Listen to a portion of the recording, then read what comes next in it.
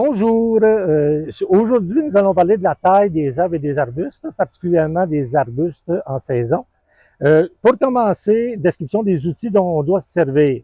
Il y a le sécateur à main, toujours pratique pour les petits travaux quand on a quelques branches à tailler. Il y a la cisaille qu'on peut prendre quand on veut tailler les arbustes surtout et les haies, les arbustes plus générales. La cisaille à grand manche qu'on peut se servir pour tailler des branches d'arbres un peu plus grosses. Et dans le cas de branches vraiment un peu plus grosses, il y a toujours la petite scie d'élagage ou d'émondage selon les cas qu'on peut se servir. Là, il existe différents modèles. Très important quand on taille les arbustes, la petite bouteille d'alcool à friction qu'on va prendre pour désinfecter nos outils. Et généralement, on désinfecte entre chaque taille. Pas tailler tout l'arbuste et désinfecter à la fin, parce que si jamais on a un problème de maladie, on vient de le répandre partout. Donc, très important, une coupe, une vaporisation de façon idéale. Là, mon collègue est en train de tailler les arbustes à haies, cotonéaster, pittifolia. Quel que soit l'arbuste à haies, que ce soit le chèvrefeuille, cotonéaster ou autre, on taille à peu près à ce temps-ci de l'année. On taille idéalement un peu comme une coupe de cheveux. Donc, on met ça égal. On taille les bouts, on voit là, que ça taille très facilement. Si on remarque la cisaille est un peu luisante, c'est parce que mon collègue a déjà vaporisé son outil avec l'alcool à friction. Donc, pour les haies, c'est à peu près ça. On a les arbustes un peu plus gros, arbustes décoratifs, comme le physocarpe derrière lui. Voilà. On va faire une taille légère. Généralement, à ce temps-ci de l'année, on taille le bout des branches, on met ça à peu près ce que j'appelle la coupe de toupette, là, on met ça égal. Il n'y a pas nécessité là, de choisir très exactement un bourgeon. Là, des fois, les gens nous demandent est-ce que je dois tailler une place précise? Non. Ça va pousser. C'est dans le fond une taille d'équilibre, une taille de formation qu'on fait. Là, mon ami Aaron est en train de tailler les buis. Petite particularité, les buis, feuillage persistant, donc garde leur feuille toute l'année. Ça pousse pas rapidement les buis, donc c'est vraiment une petite taille légère. On taille pas en profondeur parce qu'on va créer ce qu'on appelle des trous dans l'arbuste qui, bon, il va repousser, mais ça peut prendre quand même un certain temps. C'est une petite taille légère, tout simplement pour garder la forme, que ce soit Boxus en boule ou en cône, là, comme l'exemple qu'on est en train de faire présentement. Maintenant, pour la taille de certains arbustes un peu particuliers, dans le sens qu'on va les tailler après la floraison. Il y a les lilas. Tous les lilas, on taille toujours après la floraison. En fait, il y a quatre familles qu'on devrait faire. C'est rhododendron, azalée, magnolia et la famille des lilas. On les laisse fleurir, on les taille après la floraison. On ne taille pas au printemps ni à l'automne. Le bouton à fleurs de ce type d'arbuste différent se fait durant l'été. Donc, si on taille à l'automne ou au printemps, on vient de perdre la floraison.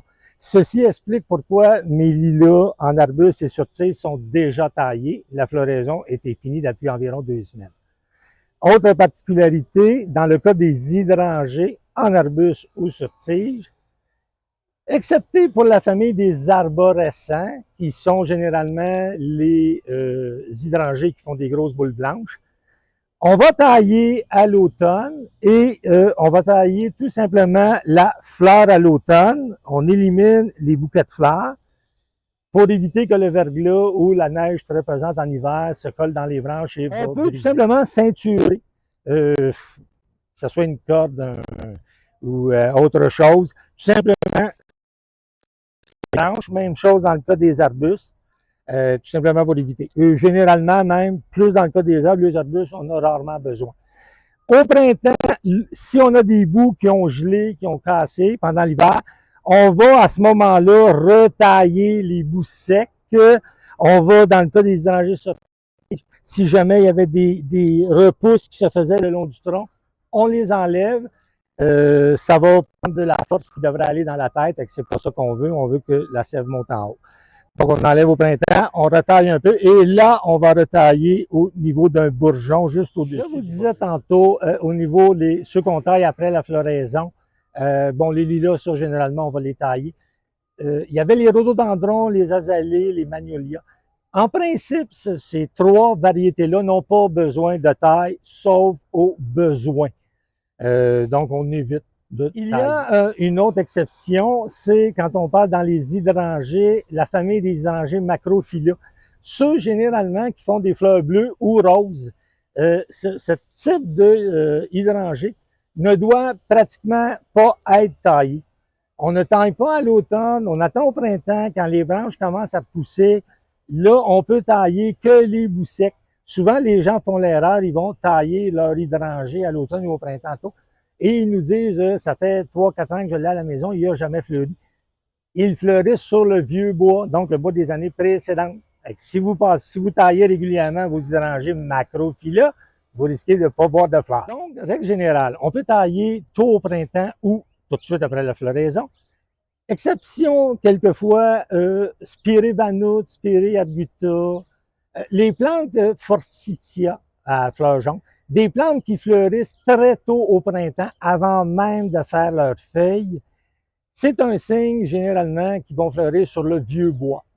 Les classiques étant les trois que je viens de nommer.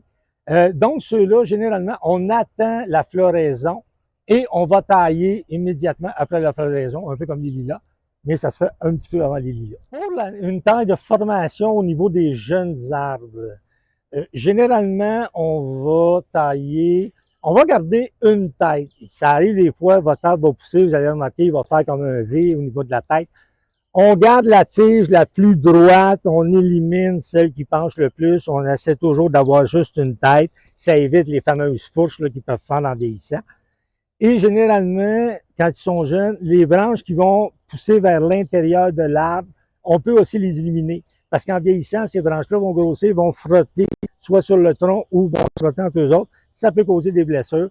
Et là, à ce moment-là, peut-être maladie ou d'autres choses. Donc, taille de formation générale pour les arbres, c'est ça. Une tête, on élimine une partie des branches qui reviennent vers l'intérieur, on garde les branches vers l'extérieur.